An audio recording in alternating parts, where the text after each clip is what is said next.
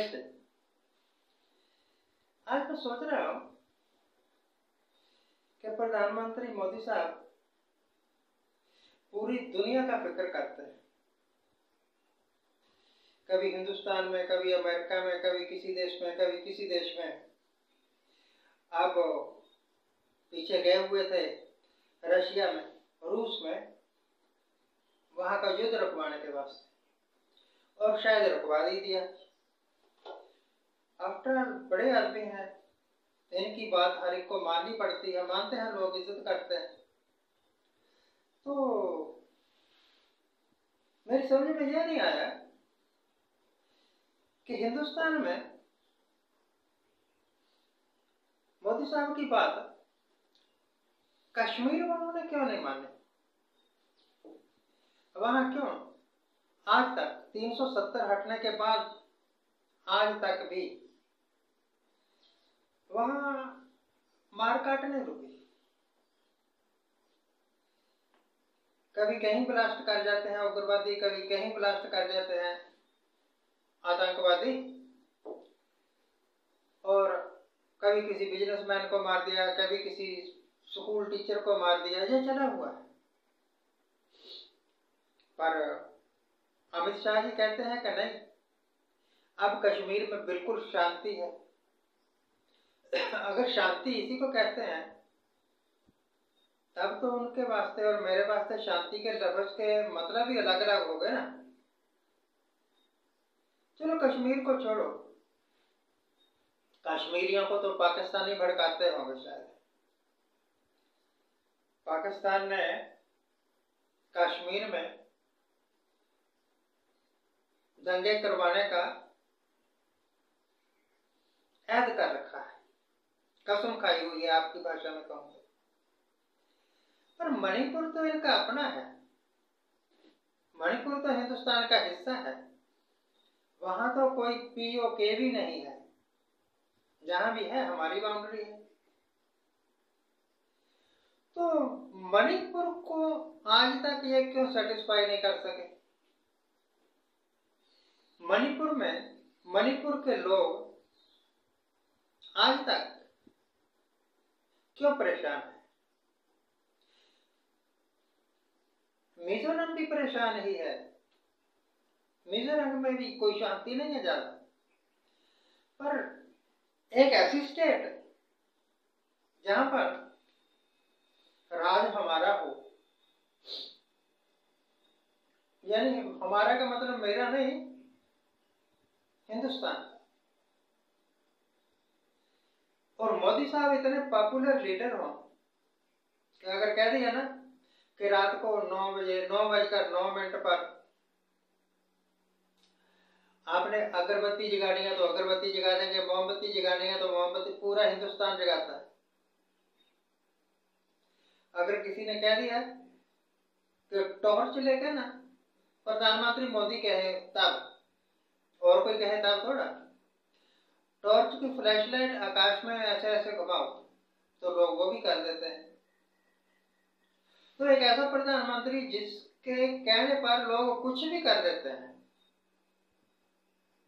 उसके कहने पर मिजोरम में शांति क्यों नहीं हुई। मिजोरम के लोगों ने इनको नकार क्यों दिया। मैं तो यही कहूंगा कि नकार दिया।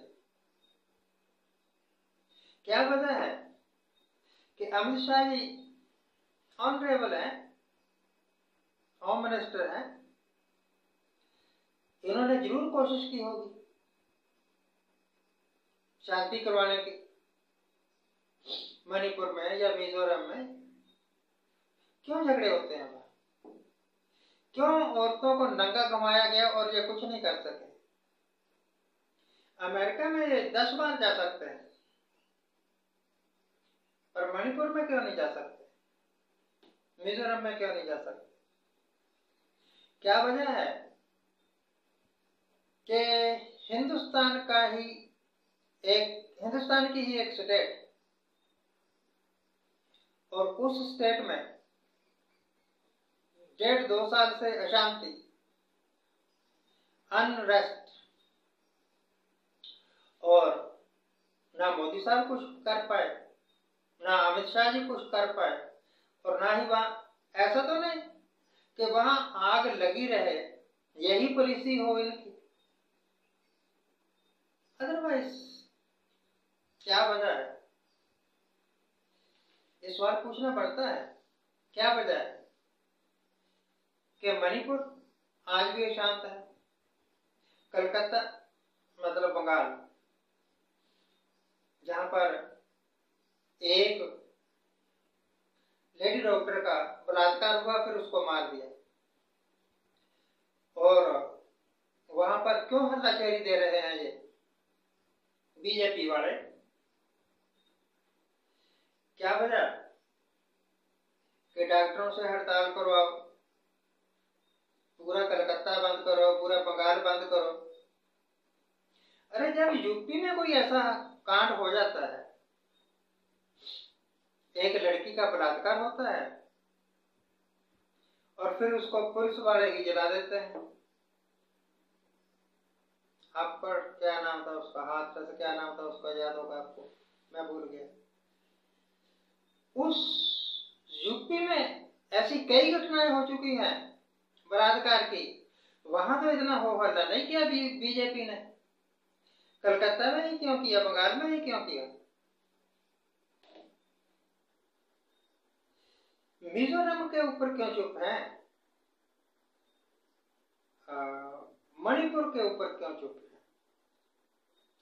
क्यों इस बात पर चुप है हमारे प्रधानमंत्री साहब और गृह मंत्री साहब के हमारे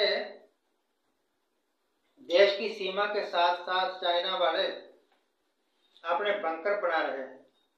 इस बात पर क्यों चुप है कि चाइना वालों ने हमारे देश का काफी हिस्सा हड़प लिया?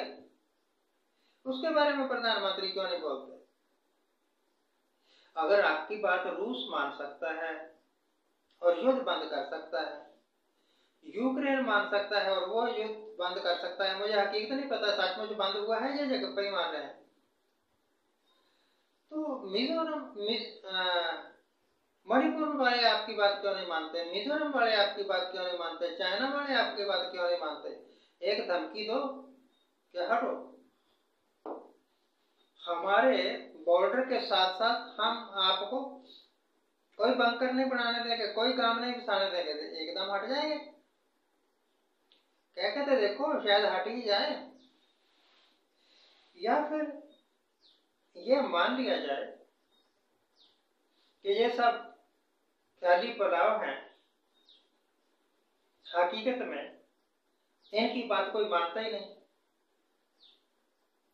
अभी हरियाणा में इलेक्शन होने वाले हैं, जम्मू कश्मीर में इलेक्शन होने वाले हैं। जम्मू कश्मीर के बारे में तो हम क्या कहें कि वहां तो बीजेपी ने अपने बंदे ही नहीं खड़े किए कश्मीर के इलाके में, तो वहां तो जीत हार का सवाल ही नहीं। परंतु हरियाणा है, महाराष्ट्र है, यहाँ पर इनकी सरकारें भी थी, चाहे जोड़ तोड़ करके ही बनाई थी सरकारें। अब जबकि इलेक्शन है, इलेक्शन में ये कितने अच्छी परफॉर्मेंस देते हैं, सचमुच इनकी सरकार दोबारा आ जाती है या कि फिर जोड़ तोड़ करके सरकार बनानी पड़ती है? इससे ये साबित हो जाएगा कि मोदी साहब की गवर्नमेंट कितने पॉपुलर है। आफ्टर सवाल तो देश का है ना। अगर आपकी पॉलिसीज लोगों को पसंद है तो वो आपको बना देंगे, अगर आपकी पॉलिसीज लोगों को पसंद नहीं है तो वो आपको निकाल देंगे। जिस तरह लोकसभा इलेक्शन में लगभग आपको निकाल ही दिया, वो तो जोड़ तोड़ करके दोबारा सरकार बन गई। अदरवाइज ये जो गवर्नमेंट है इस वक्त, वो तो एक रिजेक्टेड गवर्नमेंट, लोगों ने तो रिजेक्ट कर दिया आपको कि आपके ऊपर विश्वास नहीं किया जा सकता। खैर anyway, thank you very much for watching, keep watching, please subscribe my channel, thank you.